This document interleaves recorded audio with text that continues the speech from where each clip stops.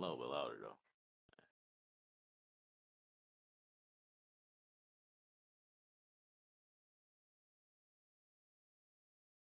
You won't believe what happened to me. All right. I'm already fucking up.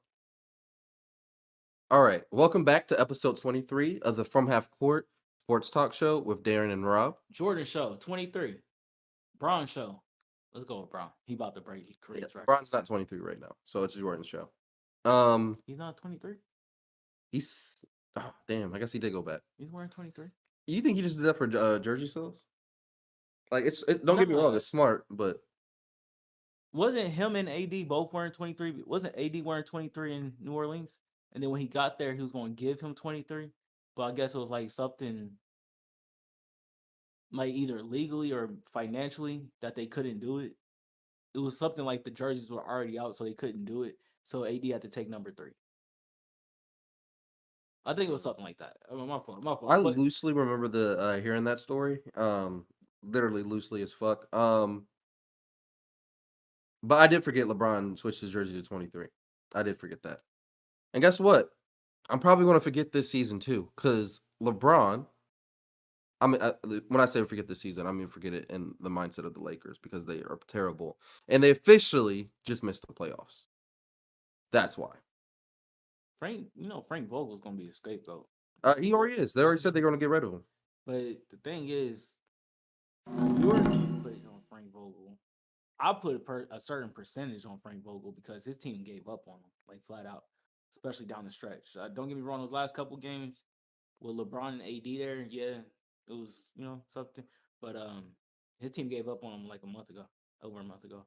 But yeah, I don't know if he should necessarily be the only scapegoat though. Rob Pelinka should probably not continue unless he does a great overhaul and gets something. But if you're paying AD, LeBron, and Westbrook, and you don't have them first round picks until 2027, or you don't have a pick until after 2027, first round, I don't know how you get younger with this team.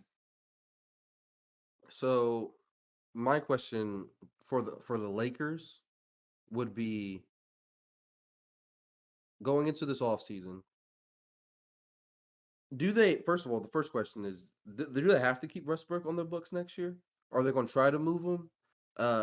His trade value is not going to be great coming off this season. There's a lot of people that say they should try to trade AD.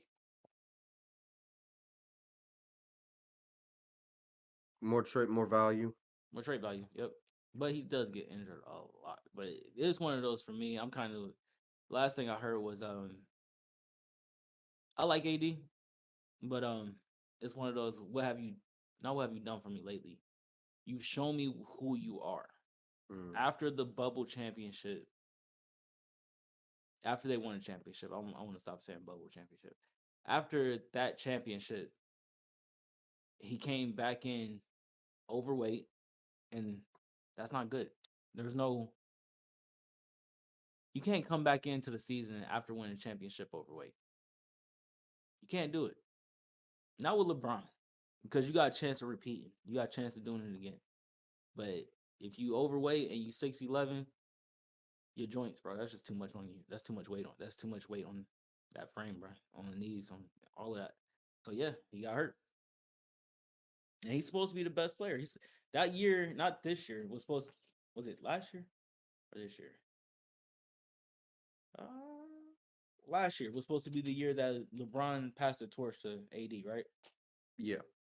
He was injured the whole time, so he couldn't do it. What happened this year? Same thing. Couldn't do it. Exactly. And Westbrook, one thing I would say about Westbrook with LeBron is that this is obviously the one player that LeBron could make better. Mm-hmm. And that's the wildest thing to me. That's personally the wildest thing to me.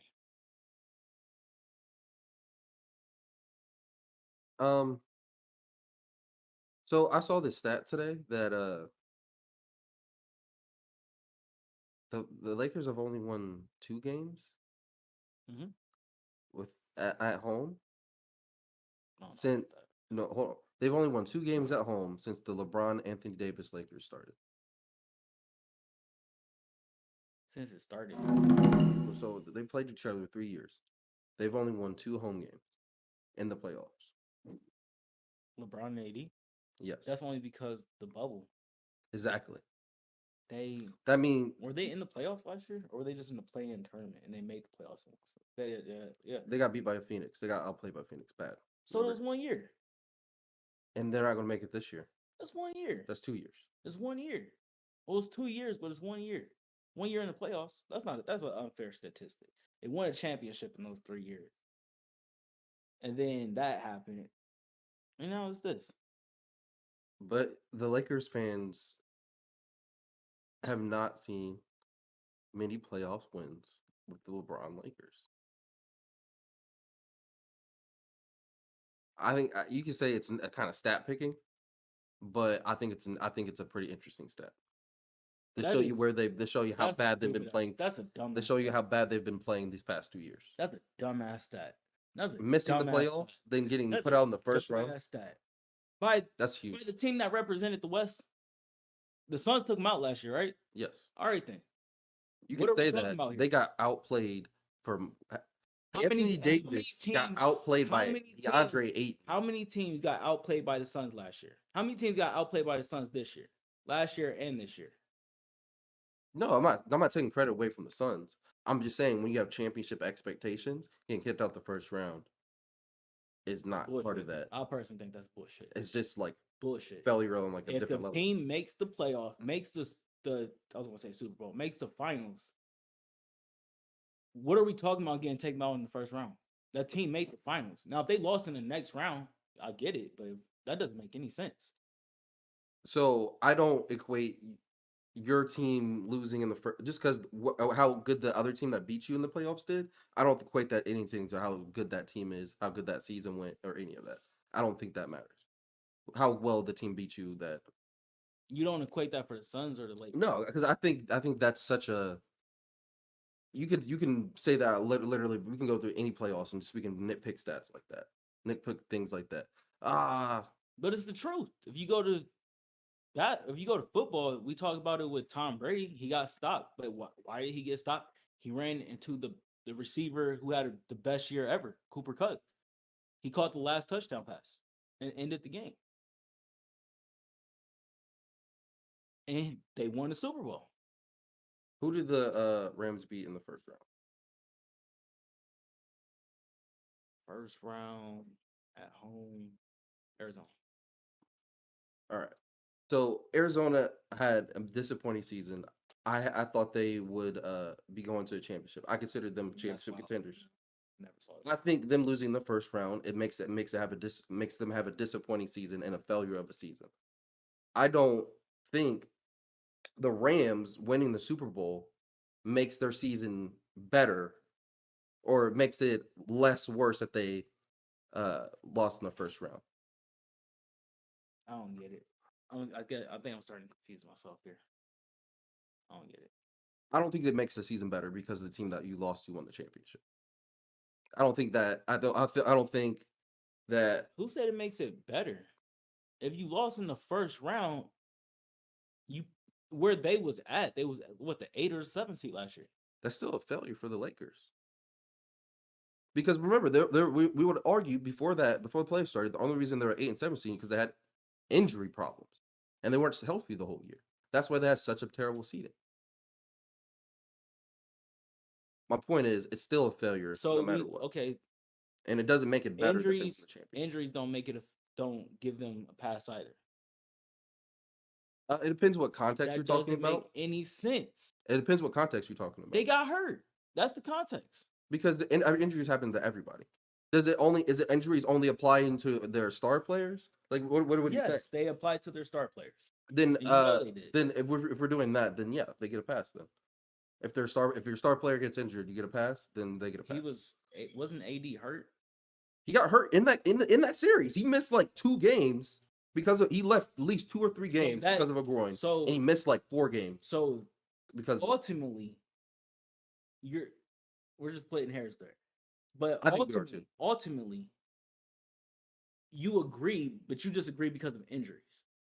You're saying that. Well, you brought up injuries, so if we're giving them the injury benefit of the doubt, and we're sweeping on the rug because their super got injured, then I'll agree with you. All If we're right, then. bringing up So the two injuries two into it. winning 2 home games, that's bullshit. That whole statistic is bullshit to me. That's bullshit. You know that is. Lakers fans, think about those 3 years before you just get mad about that shit. That is not fair. That is 100% not fair.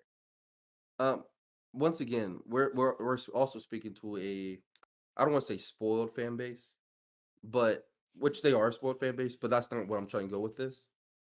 They expect to win, and if you're not winning, it's losing. Let me ask you this: Go ahead. would you just call them? What kind What? of fan base? Spoiled? All right. Would you rather be a spoiled fan base or a delusional fan base? A la the Knicks. Like, hey, we should be winning. Obviously, the spoiled one. You'd That's rather be spoiled. okay. But All because right, but would you rather be spoiled in these last 10 years? Because you would you rather be the spoiled fan base in these last 10 years? You got one championship out of these past 10 on LeBron and the so 80s, and then y'all missed. I think they missed the playoffs 7 out of 9 times. This dates back to Kobe. 7 out of 9 times when Genie being like the owner, um yeah, big owner. so that's a really interesting question. Because I want to preface this by saying I don't have a basketball team, but I consider myself a spoiled fan and from all my other sports teams. Um, so saying would I want to be a spoiled fan winning one championship, and what was the other option? Being a spoiled fan base or just being a delusional fan base. What's The difference of a delusional fan base, you haven't won in like 30, 40 years for real. yeah, but obviously people would choose a spoiled one. At this point, I don't know because everything sounds like, I'm sorry to say it, but everything kind of sounds like how do I put this? Complaining sometimes when you spoil, it just sounds like a complaint sometimes. You know what I mean? It's like I'm not trying to be disrespectful to Lakers fans, and because I do feel they're paying with the AD thing. He should have not came in to this season out of shape Hmm. or last season out of shape. That's unacceptable. That's the same thing I get mad about with Zion. So I'm gonna hold one of my favorite players accountable too in AD. So I 100% get that. But the blame for Lakers fans always go to Westbrook this year, but they don't say nothing about AD's injuries. Then they won't say nothing that about Rob Pelinka and the team that they really built around them. The fact that Westbrook is even there is Rob Pelinka and LeBron. Or they won't be mad. Oh, what was the one thing? What was another thing? Well, maybe the Rob Pelinka thing was the main thing I was trying to say. I think it's cool to be spoiled, but you got to also understand how you look to other people, other fan bases. And when you're complaining about stuff that is just like, yeah, we've been through that, and we won with what you're complaining with. That's that's kind of not the key. But like I said, if you guys mean the Lakers gotta get younger. I'm gonna be honest, Darren. Coming from the guy from the spoiled fan bases, um, everybody wants their team to win, right? Absolutely. Of course, right? Everybody's passionate about their teams. But when your team has historically a chance to historically wins more than them, you're going to be that kid. There's always you're just going to be that kid. And it's like being a rich kid. You were born this way. You didn't have no choice. You know what I'm saying? So just embrace that you spoiled, but you gotta that you're part of the spoiled fan base. You just got to embrace who you are. All right, I get that, but that don't give you an excuse not to be reasonable. Be reasonable. Ultimately, all I'm saying is, excuse me, people blame this on Westbrook so much. Be reasonable. You know it's not just Westbrook's fault. You know it's not. And that's all I gotta say to Lakers fans. I'm I'm cool with you being spoiled. It's not just Westbrook's fault. Do not just put this on Westbrook. You think Westbrook's going to fall off the top 75 players all time because of this I performance this told season? you straight up. Did I I say that don't right? got a problem with Westbrook being in that. I don't know I who do. should be taken out, but Klay Thompson should definitely be in there. I think that would be a perfect person to replace him. No, Well, Westbrook got the triple doubles too. Just saying. I'm not. I don't know. I get it. I I don't know get who it. should be taken out, but Clay should definitely be in. I don't know who should be taken out, Do but you feel? Clay should be in that motherfucker. Do you feel like we? I don't. I shouldn't say we. Do you feel like let's call them the NBA media fans, whatever you want to call it, the collective, Mhm. turned on Russell Westbrook really quick because that first year of the triple double, I don't know if people saw it coming No, because I don't know if people saw it coming, but people were still love Westbrook. People still, it was still passionate about nah, Russell Westbrook. it wasn't. It's not that. If you ask me, people turned on him, but it's not the way people are making it seem. That question is kind of even a little bit not right the way to put it, I guess. Loaded. Well, here's the thing: when he was with OKC doing those triple doubles, when uh, there wasn't no expectation to win, but there also wasn't.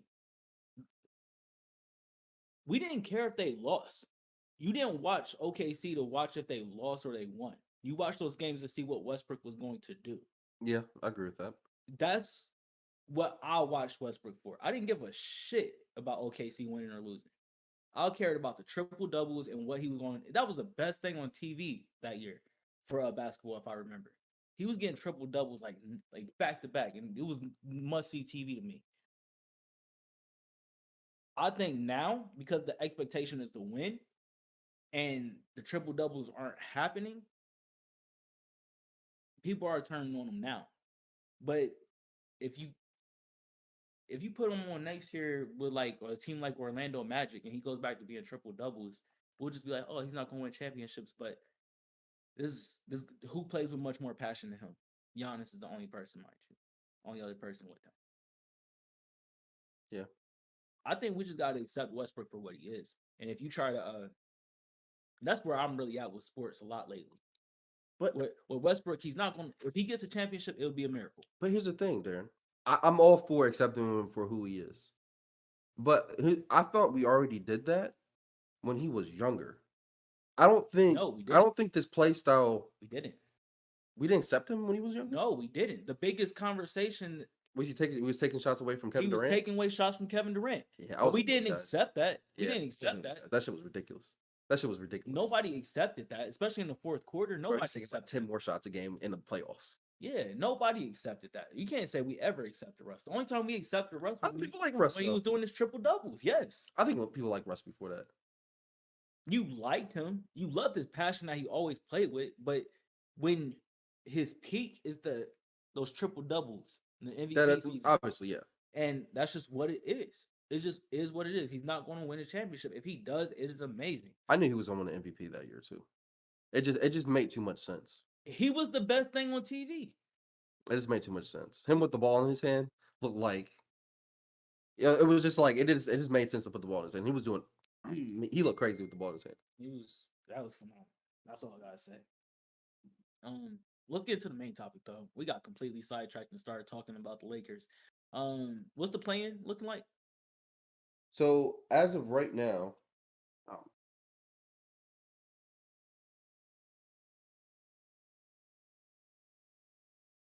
I know Brooklyn is going to be in there. I'm guessing the Timberwolves might be in there. so let's start with the West. All right. So right now in the West, the seventh seed is Minnesota. I should probably talk. The seventh seed is Minnesota. Uh, the Clippers are the 8 seed. The Pelicans are the 9 seed. And the Spurs are the 10 seed. The Spurs are the 10 seed. Okay. So I'm calling it right now. I don't see no change happening, and I see the 7 and 8 seed still making it.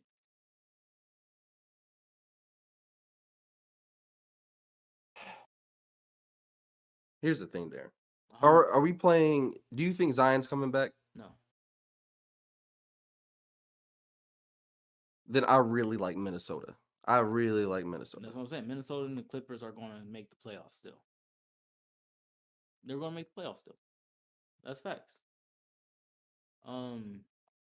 Minnesota plays crazy. You know who I'm really, really, really I like their game a lot more than what I ever thought I would like it. Hmm. That boy Anthony Edwards, bro. You didn't think you were gonna I like this did game? not know when he was drafted. It wasn't that I think he would like it was a fluke or anything. It was just it seemed like it was just so based on athletic ability, and Mhm. which it still is. But to me, ultimately, with the NBA especially, it's about getting better. In the league, that boy got better. He keeps getting better. He keeps getting better. He keeps getting better. Um, He's a foundational piece with that team. Him, oh, Carl definitely. Anthony Towns, and D'Lo. Or yeah, that's ooh, Not only is he good, but what you said about him getting better. Uh, yes, he definitely got drafted, and he was in all his draft stock was probably into his athletic ability. But I think what makes him special is the dog in him, and he's one of those guys. yeah. And that's what's going to help him keep getting better in this league and help him be an elite player in this league. Because I truly believe he's going to be an elite player, and probably if the Minnesota Timberwolves can get that team together into like a championship Well, contention they're status, like a shooter. I think he would be their guy. They're like a shooter. I think he would be their guy, and I really think when he gets to that level, we're going to have real conversations about who was better in that draft class, him or Melo, and it's going to be a really hard discussion for I people. think it already is a hard discussion. I think people just aren't having the conversation yet. We I we think we we have are. it. I don't know. I don't think we are yet. We're so stuck on the Zion Ja thing because we're seeing Ja elevate at this crazy level, and we don't see Zion doing nothing. And that's the story that's being told over everything. Or you go to the Luca and Trey Young, which is these two young bucks are still, that trade worked out perfect that night for those two teams. I can't We believe don't how really, perfect that trade was. but we really don't talk about Anthony Edwards and Lamelo yet. That conversation is going to be happening probably within the summer, guarantee you, because both teams are going to be in the playoff picture. I still think Golden State messed up by not drafting Melo, even if it was for just the stock in him, because that stock would be crazy. Imagine they said they played him for a year, they kept him for last year, and Clay come back this year. They can trade him for like his value. They could probably get a haul I think of anything, you got or they can set him up to be their future. their center that they got is pretty nice too. And he's going to develop into a nice They're piece. already talking about trading him. If he does, then he's still going to be a nice piece for somebody else. He's gonna be a nice piece. I think they could have had a superstar in their hands. That team, I'm not questioning Golden State's office at all with what they did. Uh, I get the move. I understand the move we because I'm my bad because it's like the same thing, the same conversation. Because DeAndre Ayton was in that Luca Trey Young trade too, and he was the number one overall pick. and he should have been. But the conversation was there was a lot of people still saying that Luca should have been number one, but you we don't get throwback centers like that anymore. And DeAndre like DeAndre Ayton, and we don't they don't make centers like that anymore. So you just can't pass up on something like that Okay, because you're not going to find one. simple, You're just not going to find one. simple. In theory, you're not going to find another Luca, but you can go find yourself a good point guard in the league. Don't stuff. So it's just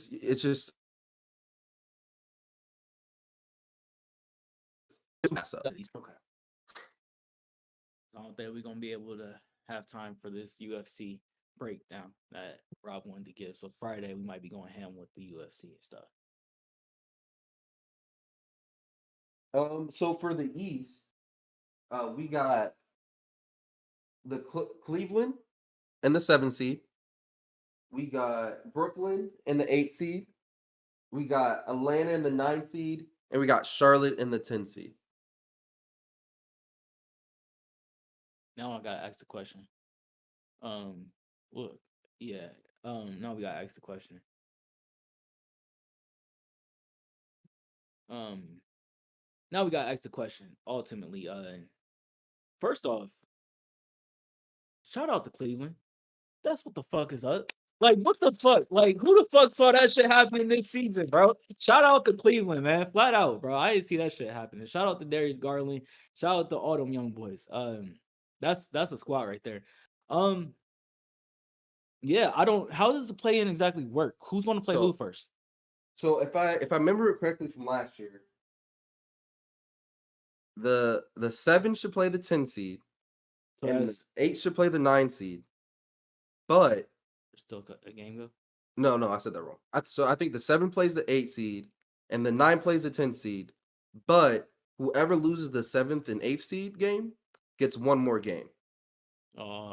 Versus whoever won the. Correct. Gotcha. The 9 and 10 seed game. But if you lose the 9 and 10 seed game, you're done. So that's how Golden State lost both playing games last year, and that's how Memphis got it. That's intense, yo. That's a very intense. First off, One game. shout out to the NBA for keeping this because I love the play-in tournament. One year I'm not gonna have to ask how it's done and who's gonna play who. That's what I know. But definitely if that's the case, the 7 and the what seed? 7 and 8 seed. So Brooklyn would have to play Cleveland. And honestly, that's not guaranteed for Brooklyn.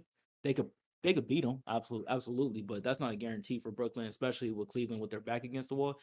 I don't know who I would pick in that. Actually, I'll pick the Phil versus Brooklyn today, just because you have to score 125 points. That people can do it. Let's just do that, and people play defense.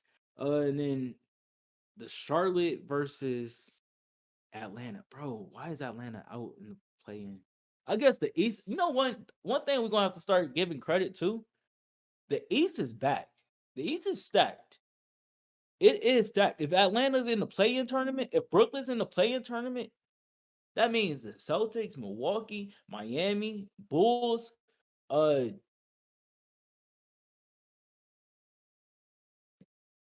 that's the top 4, obviously. That's clearly top 4. You probably got the Knicks in there. Tell me the East ain't back. Celtics. What do you mean by back? Because they're still not competing with the West. How not? They won the championship last year. Milwaukee. They won the championship last year. The best series.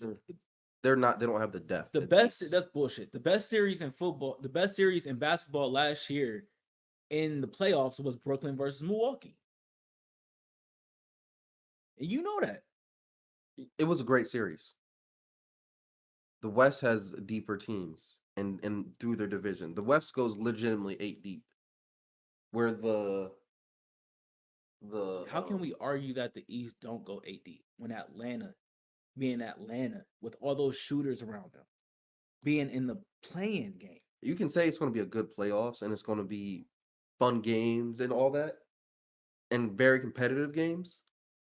It just doesn't match up with the West matchups. I bet it's not as deep. I bet you in the first round. I bet you in the first round in the East, the first round in the East, the games go further, meaning 6, 7, further than the West games.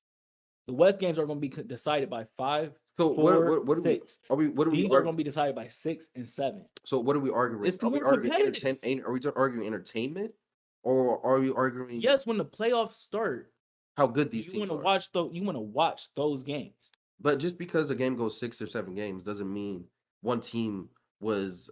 I don't think that's the equivalent of how good a series is. I don't think that's how you go equate a good series. I think you can watch a 5-game, 5-1, 4-1 series, and it still be a good series because they're close games. For example. Yeah, but dog, you still by games when it's 3-1, you know who won the series most of the time. I see. Yeah, I see what you're saying. So, but I don't think that equates to a better series. It definitely does. You know it does. Not only that, not only does it. The Brooklyn Milwaukee series, and then the next best series last year was Atlanta Knicks or Atlanta Philly, and they're in the play-in. What that's actually does not argue my point. Did Atlanta lose in 5 games? And those games were still fun to watch. Nah, I'm sorry. The Knicks lost in 5 games. Doesn't that prove my point? Why does those games was fun to watch because of COVID? The end of COVID happening. There was a crowd there. Trae Young getting. I mean, it's not. We don't condone that, the spitting, but that was something that we was talking about. It made a fire in that series. You know what I mean? But once again, that series went 5 games. It didn't go 6 games. I feel like you're arguing my point. I guess I see what you're saying, but I will say these ones are going to be. Because I agree. Ultimately, I don't disagree. These series are going to be more competitive. A couple years ago in the bubble, Jamal Murray versus Donovan Mitchell. Yes, I got you. LeBron versus Westbrook and the Rockets. Yeah, and Harden. I got you, but I'm pretty sure that was a 5-game series. Was that a 5-game series? That sounds like a 5-game series. that Because was Westbrook, they were in Westbrook's head. that wasn't a great game. That wasn't a Because great remember Westbrook got series. into it with Rajon Rondo's brother? Westbrook was frustrated. Certain teams wasn't made for the bowl. We can agree. But ultimately, all I'm saying is the East is going to be a good fucking series. You know what? That should be something that we have people vote on at the end of all the playoffs. Which would you think is more, or right before the finals kickoff? Which side do you think was more entertaining, the East or the West? Because that's the true definition of it. Everybody wants to say the star talent in the West is so much better. I would argue y'all just not giving credit to the people who are in the East. The Darius Garlands, the Trey Youngs, the Miami Heat. Let's we can wrap up. We can wrap up. One more thing before we go. I want to talk a little bit about UFC. So I just I don't want to talk about a lot today. So I just want to talk about one fight. So I wanted to talk more about the championship fight today. I want to talk about Alexander Volkanovski and Korean Zombie. I talked a little bit about them on Monday, but I wanted to tell you a little bit about their backstory. At least Volk. So once again, it's for the 145-pound belt. Volkanovski. So Volkanovski used to be a rugby player back in the day. So he used to be about 240 pounds.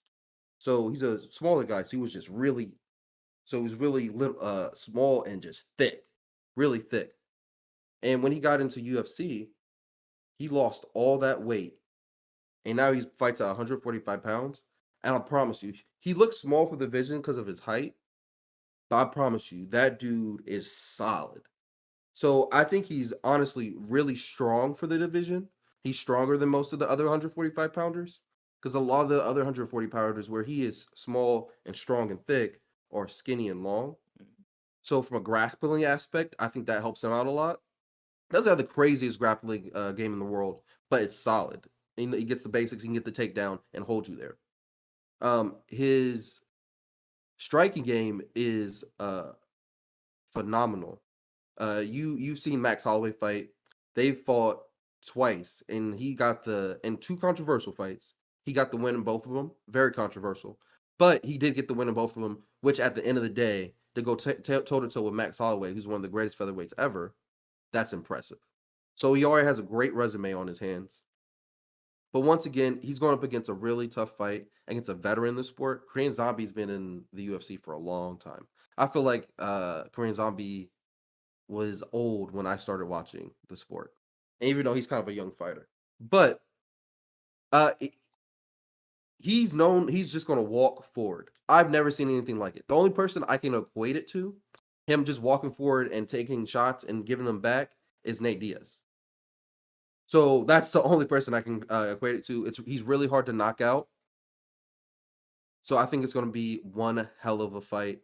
I do think Volkanovski should have the advantage just because of his resume, his tenure of being champ. But we'll definitely come and find out and see when we give our predictions Friday. It's gonna be a good fight. Definitely. All right. But we thank you guys again for watching episode 23 LeBron episode of the or From Jordan Half episode. Court not podcast. I always want to call it a podcast. Yeah. The From Half Court Sports Talk Show. We'll see you guys next Friday. 2 days from now. Kobe episode. Peace out.